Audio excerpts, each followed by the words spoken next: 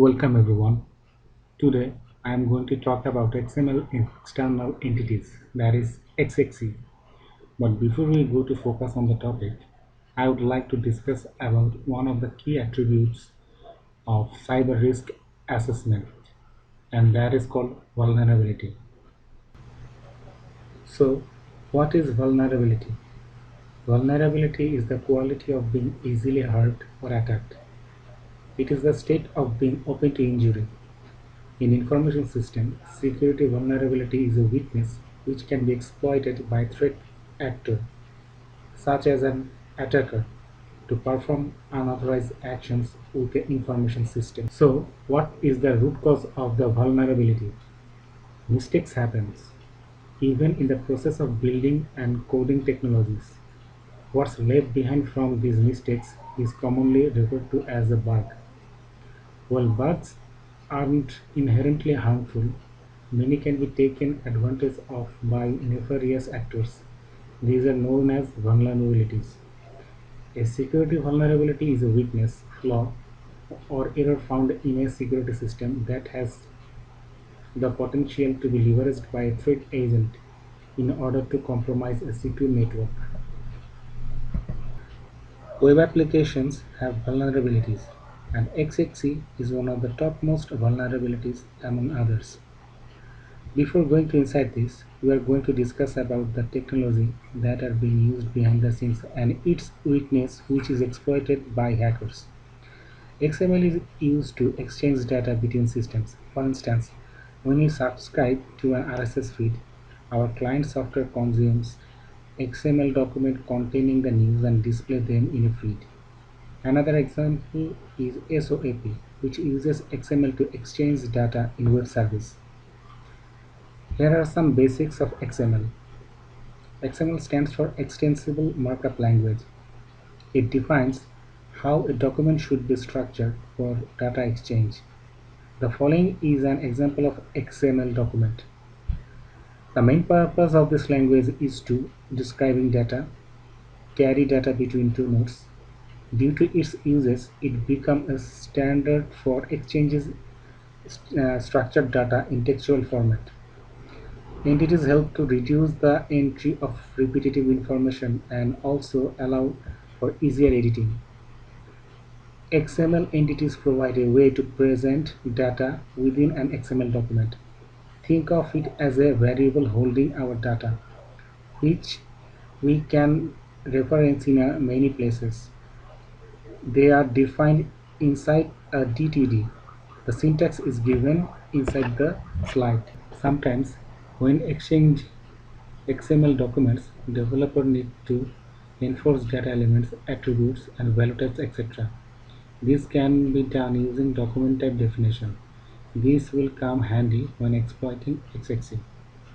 The format of document is defined either by DTD or XML schema.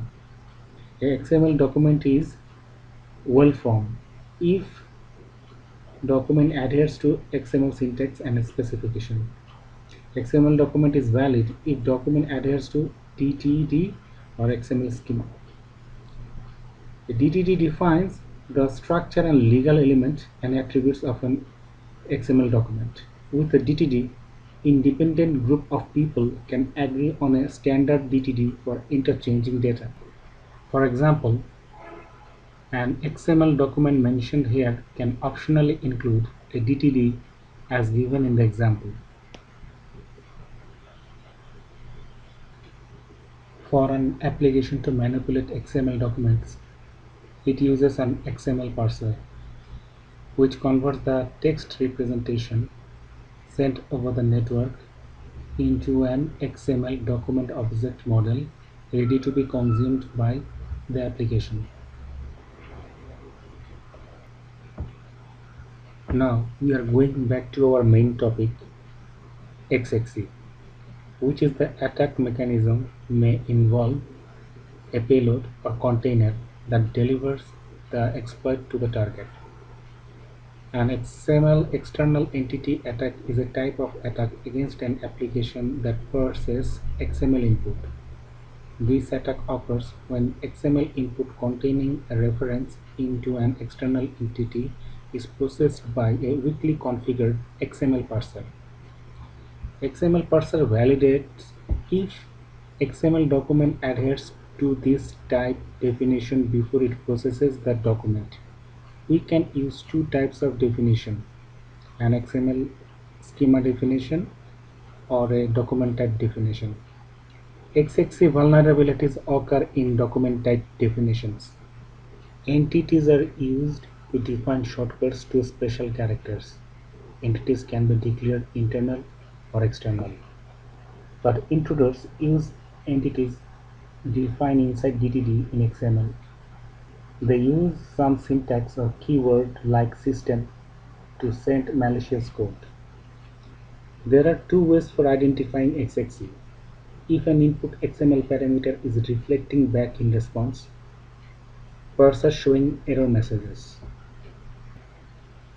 The attack may lead to the disclosure of confidential data, denial of service, server-side request forgery, port scanning from perspective of the machine where the parser is located, and the other system impacts.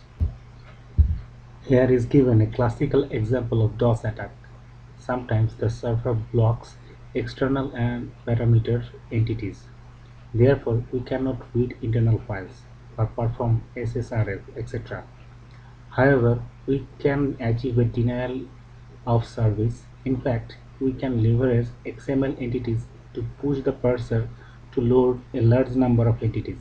The following DTD leads to the billion loops attack using XXC. In fact, it will load a billion times the word loop, causing a denial of service.